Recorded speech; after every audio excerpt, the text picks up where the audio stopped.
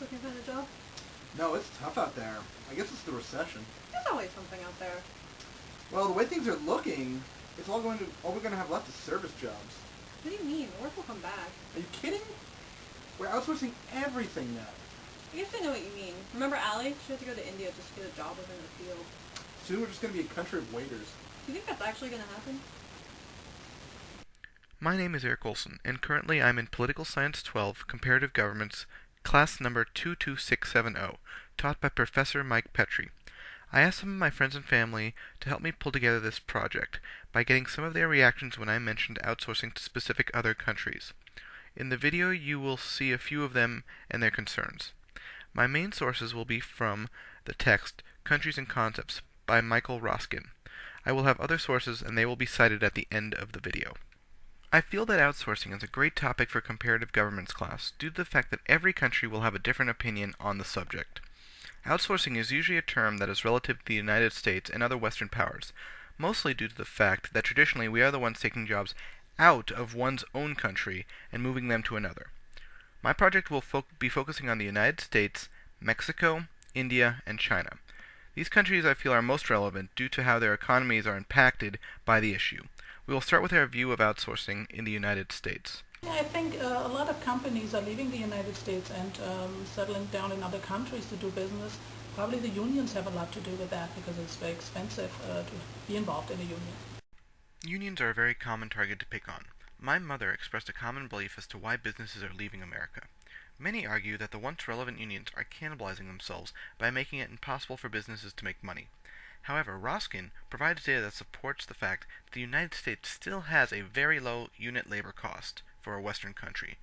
The real reason is a mixture of things. Transportation technology allowed for many manufacturing jobs to be done elsewhere. Trade agreements lowered importing costs, and emerging technology markets were able to be done outside of the country.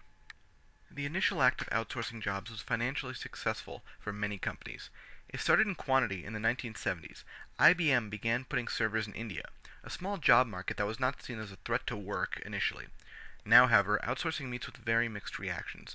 Michigan, the home of America's auto workers, has the highest unemployment rate in the nation at 15.1%. Many working-class Americans blame the outsourcing of jobs as the reason of the high unemployment. In 2008, Barack Obama, while in Michigan, campaigned to amend NAFTA in order to bring jobs back home, a very popular thing to say in that state. On the opposite side, many of the economic elite support this process, calling it just another step of the free trade market. Other than raising import taxes on some industries, the United States government has not done much to curb the outsourcing of jobs. Any action to do so would be met with resistance from major political contributors. Also, the act of restricting these practices would be seen as inhibiting free market. Americans, by and large, are worried about the subject. 2007, the Gallup poll found that 77% of Americans were against outsourcing. Let's see reaction to the jobs going to Mexico. I'm sure a lot of factory work that can be done here in this country is imported down to Mexico. My father laments that many jobs are being taken away from this country and brought to Mexico through NAFTA. NAFTA, or the North American Free Trade Agreement, was created in 1994 between Mexico, Canada, and the United States. It was initially created to promote trade between the three nations, to promote international cooperation, and to improve working conditions in all of North America.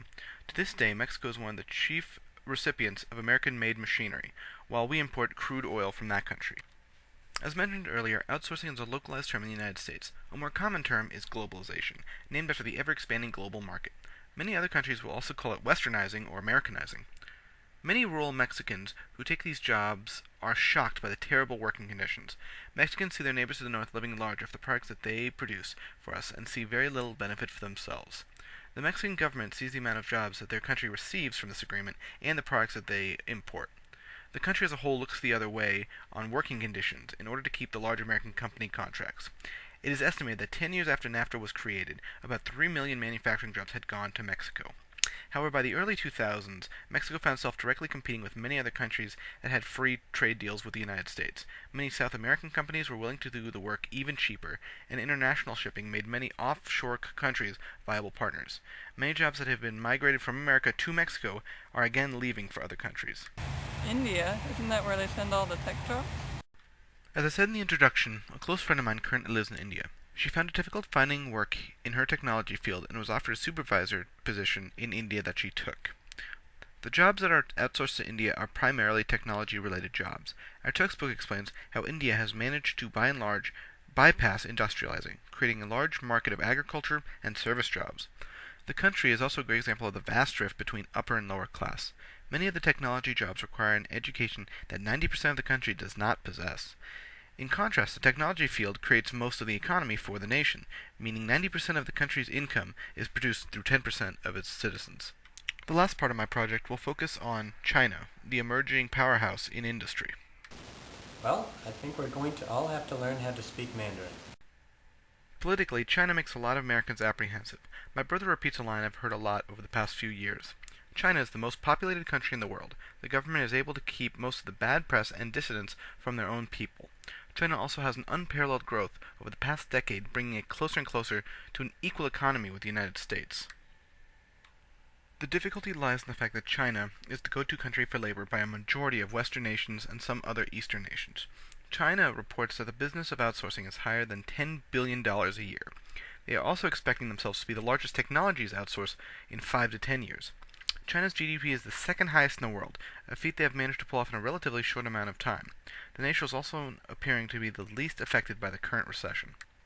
So there is some validity to wondering if they will be standing on an equal pedestal as the United States. Their country, still being communist and authoritarian, are able to dictate to their people the type of jobs that need to be done.